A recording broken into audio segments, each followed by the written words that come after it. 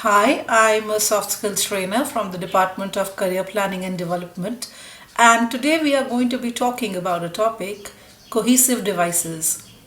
Now, this is a grammar based topic, so let's discuss what does the word cohesive really mean. Cohesive or cohesion basically means the flow of sentences and paragraphs from one to another. Basically, that ties together the old sentence to the new sentence and gives it a meaning or more information. So, let's discuss this in detail. So, cohesive devices are basically connectors and they are also called connectives. They are words and phrases that set up a relationship between the ideas on either side of the sentence, and they relate to one another's ideas in a very peculiar way. What are cohesive sentences used for? They are used for sequence of events, like if you have to give a sequence of certain events where you put in numbering of first, second, and third. So in a paragraph, when you're writing sentences, you write firstly, secondly, thirdly, lastly, all right, or then, afterwards, later. And they also are used for cause and effect purposes when you are trying to give a cause and an effect. When you are trying to show a cause and an effect in a sentence, you can use connectors like therefore, however, altogether, and because. They are used for comparisons and contrasts. The words like alternatively, on the other hand, instead, whereas. For additional information, also, furthermore, and as well as. And for examples and results, such as, for example, consequently, and as a result of. So today we are going to be talking about how exactly to use these connectors effectively. I'm sure that you have come across all these words sometime or the other while you were reading any kind of texts, but you didn't know that what was the objective of these connectors. So today we are going to be using these devices in order to understand how effectively to give meaning to what you have to say in written English. Let's talk about how to list things. We've already discussed that earlier, but again, in case you want to list certain things in a paragraph, you can start with words like first, second, or third, or you can give a variation with first, furthermore, and finally. And in case you want to give it further variation, you can say to begin with, next, and then lastly you can say to conclude.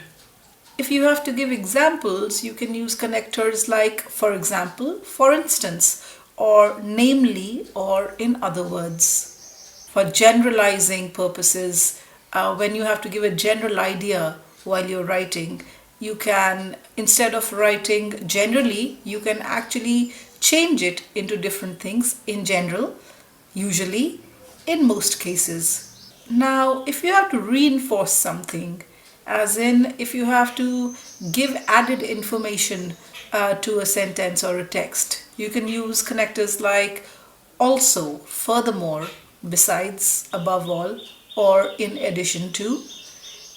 For results, when you have to talk about results, you can use words like so, therefore, consequently, hence, and thus. In case you have to highlight something in the paragraph where you want the information to be highlighted, you can give a variation with words like in particular, or particularly, or exceptionally, or mainly. If you have to summarize now or conclude, then you can use words like in conclusion, to conclude, in brief, overall, and therefore. And when you have to state something really obvious in your statement, then you can use words like obviously, clearly, naturally, of course, surely, after all. So let's discuss some sentences that are used to give reason to support an opinion. Barkha, you definitely should put eggs in a basket. When you say definitely, it tells you how important it is to put eggs in a basket. So it's a statement that focuses on or basically gives a stress on how important it is to put eggs in a basket. Astonishingly, I put my eggs in a basket and they didn't break. So, astonishingly is the word here that basically talks about the surprise element. As a general rule, people put eggs in a basket. Well, as a general rule is the coherence device here that talks about the matter of fact, obvious nature of the statement. Surprisingly, they have found it to be more effective when eggs are put in a basket rather than in a plate. Did you know that?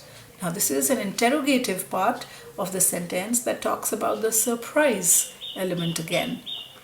Obviously, henna does not smell good, but it of course does the trick every time.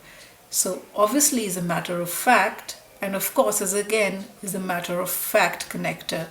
So, the examples that we just shared are where you are using connecting words in order to give a meaning to the sentence and connecting the old sentence to the new. So, as I said, connective devices are basically words and phrases that link or relate one idea to another, and the two short sentences can be connected together, as well as sentences or paragraphs can be linked with cohesive devices. Let's have a look how. Now, this is an example that shows a paragraph in which you need to identify what are the coherence devices used or which are the connectives used in order to connect the old sentence to the new and give it a meaning. Let's have a look. Putting Vicks on your toes helps babies in soothing, is more effective than cough medicines, and does the trick every time. Astonishingly, when Vicks is put on baby Kai's feet, his cough went away immediately. Consequently, this cured his cough and helped him sleep well during the night, also meaning I had a good sleep. As a general rule, most people put Vicks on their chests. However, I find that putting it on my feet is soothing and comforting. In addition, when I put it on my feet every night, I never get a cough or cold. Surprisingly, scientists have found that putting Vicks on your toes is more effective than cough medicines. Did you know that Vicks has strong ingredients that help relax? Obviously, Vicks doesn't smell all that good, but of course it does the trick, and you should put Vicks on your toes. In conclusion, putting Vicks on your toes helps to cure colds and coughs, is more effective than cough medicine, and really does the trick. Now, in this example, I would like you to figure out what are the connective coherence devices. Let's look at the examples answers. You could definitely put Vicks on your toes to prevent a cough or cold. So here definitely is a connector. Putting Vicks on your toes helps babies, is soothing, is more effective than cough medication, and does the trick every time. So than can also be used as a connector here. Astonishingly, when Vicks is put on baby Kai's feet, his cough went away immediately. Astonishingly is another connector. Consequently, this cured his cough and helped him sleep well during the night, and also meaning I had a good night's sleep. So consequently is the other device, coherence device, that is used here. As a general rule, most people put Vicks on their chests. However, I find that putting it on my feet is soothing and comforting. So as a general rule is the other connector. Let's identify it further. In addition, when I put it on my feet every night, I never get a cough or cold. So in this sentence, in addition is the connector. Surprisingly, scientists have found that putting Vicks on your toes is more effective than cough medications.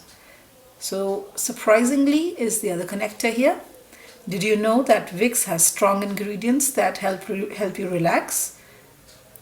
Obviously, Vicks doesn't smell all that good, but of course it does the trick, and you should definitely put Vicks on your toes. So here obviously and of course are the two connectors. In conclusion, putting Vicks on your toes helps to cure cold and cough. is more effective than cough medicine and really does the trick. And in last sentence, because it is concluding everything, it's the words in conclusion are the coherence devices. So this was all about coherence devices. Thank you so much for watching.